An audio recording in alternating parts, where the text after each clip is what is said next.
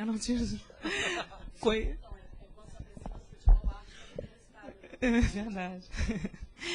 Bom, então agora a gente recebe o professor Dr. Leonel Aguiar. Ele é professor aqui do quadro principal do programa de pós-graduação da PUC-Rio. E o título de seu trabalho é o Discurso da Sustentabilidade. Leonel. Obrigado, Cláudia. Bom, eu quero agradecer aos organizadores do Congás pelo convite. Agradeço também as minhas orientandas, a Luísa e a Carolina, por terem também participado aqui dessa discussão com a gente. A Carolina está começando esse ano no mestrado e a Luísa já se tornou também minha parceira agora de produção de artigos, né, que ela acabou de defender esse semestre a sua dissertação sobre esse tema do jornalismo esportivo. Eu vou apresentar um trabalho aqui para vocês, que na verdade saiu esse ano num livro chamado Comunicação e Sustentabilidade, Conceitos, Contextos, Experiências. O artigo está melhor detalhado aqui nesse livro pela editora Paper, no qual eu sou um dos autores. Estão 3 autores discutindo essa questão. E amanhã à tarde eu volto a aprofundar essa discussão, porque hoje aqui temos apenas 20 minutos, né, sobre essa relação da questão da sustentabilidade. Então, nesse meu artigo, eu estou fazendo, na verdade eu chamaria mais de um ensaio, né, sobre essa questão de que modo, né, que os discursos jornalísticos vinculam essa chamada crise do meio ambiente a uma heurística do medo. Eu estou pegando essa discussão sobre a questão da heurística do medo a partir de um livro de um autor alemão chamado Hans Jones, foi publicado aqui pela PUC, em 2006, chamado O Princípio e Responsabilidade. Esse é um livro muito interessante, né, e que, no meu ponto de vista, o autor trabalha com essa questão assim, de uma pedagogia, né, de heurística nesse sentido, né, assim, de que é um modo de você ensinar ao outro a como ele deve atuar, né, a partir de uma questão, né, assim, muito forte. Aí, nesse caso, se chama isso de uma heurística do medo, né, assim, uma ação pedagógica a partir do medo. Que esse livro, né, assim, O Princípio e Responsabilidade, foi lançado originalmente em 79, é um livro muito impactante junto aos militantes do movimento ambientalista, né? Então, eu pego ele um pouco para discutir essa questão, né, de que por que os discursos ambientalistas vinculam, já estou partindo de uma premissa, né, a essa heurística do medo. E aí eu, no meu entendimento, né, assim, isso é um signo de uma negatividade que vai, na verdade, esvaziar a possibilidade de uma ação política e jogar essas questões muito mais a ações individuais, né, assim, a ação de cada pessoa em relação à questão ambiental, né? Portanto, essa aproximação, né, entre responsabilidade e o medo, né, como eu disse para vocês, assim, vão apontar, né, tudo isso vinculando a essa questão de um princípio da responsabilidade que acaba empurrando, na verdade, a sociedade para essa pedagogia política centrada no medo, né? E vou tentar demonstrar isso a partir de algumas manchetes de jornais que eu pesquisei, coletei entre 1992 e 2001. Né? Na verdade, essa discussão toda faz parte tanto da minha discussão da dissertação de mestrado quanto a tese de doutorado defendida na ECO, na UFRJ.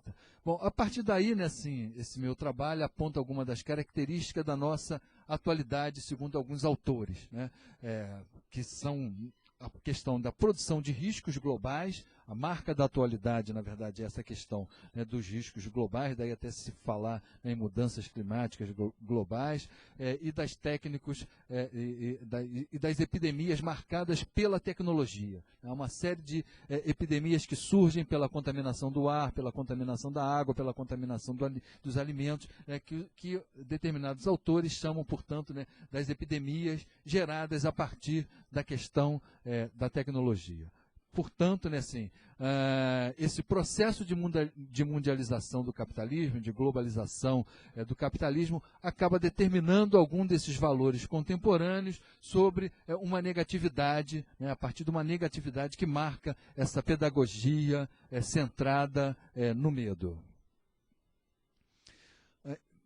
na verdade, o ensaio trabalha muito mais essas formações discursivas. Eu vou fazendo um mapeamento dessas formações discursivas a partir dos anos 60, e aí eu discordo um pouco, né, desse nosso filósofo alemão, que eu sempre cito ele, porque eu acho que o princípio de responsabilidade, como ele aponta, né, assim, atua muito mais como um imperativo do dever moral. E aí eu estou fazendo uma discussão em algumas áreas da filosofia, em que se faz essa distinção entre, né, moral e ética, no sentido de que a moral é uma imposição, que vem muitas vezes de fora, e a ética é uma escolha que passa por um grupo social, que passa por um grupo de indivíduos que fazem essa escolha do seu comportamento ético nesse sentido, né, de um ethos nesse sentido. Então, essa é uma discussão muito presente na filosofia, em alguns autores, como, por exemplo, no livro, né, O que é Filosofia, do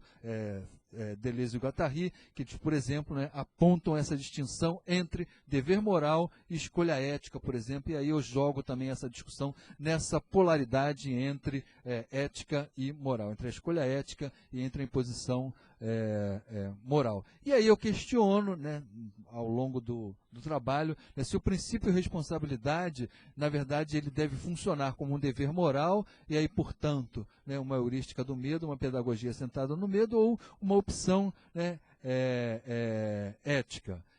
No meu ponto de vista, a heurística do medo, ela não está só presente nos textos jornalísticos. Na verdade, os textos jornalísticos é como se fossem o momento, né, assim, onde essa formação discursiva sobre a crise ambiental, ela vai de fato aparecer, né? Os textos jornalísticos, na verdade, eles são textos, né, assim, produzidos a partir da fala de diversos atores sociais, né? Então, portanto, essa questão da heurística do medo, ela não é algo, digamos assim, impulsionado pelos textos jornalísticos, mas elas estão presentes numa primeira instância de formação discursiva.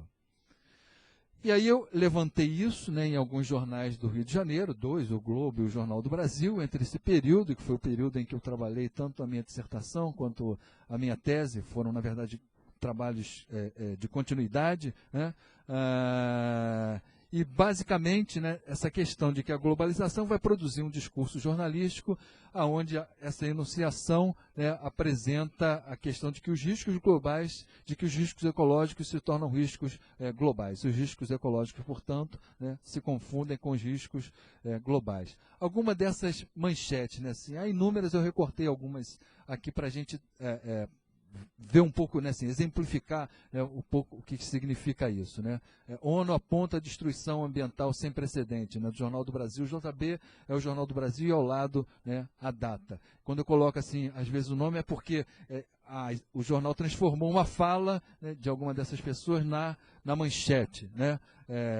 O Leste Brau é de um relatório muito conhecido entre os ambientalistas, né, a situação do mundo, e ele, em 92, já anunciava, né, essa questão de que a civilização desapareceria em 20 anos. Né? Todas essas questões atravessam, né, como vocês podem ver, né, assim, ela tem essa marca, né, da heurística do medo. Isso não é um problema do jornalismo, na verdade. Né? Assim, o jornalismo, na verdade, como eu estou dizendo para você, rebate, né, essas formações discursivas que se dão em outras instâncias da sociedade. Né? Desertificação ameaça a vida na Terra. Né? A vida está sempre por um fio.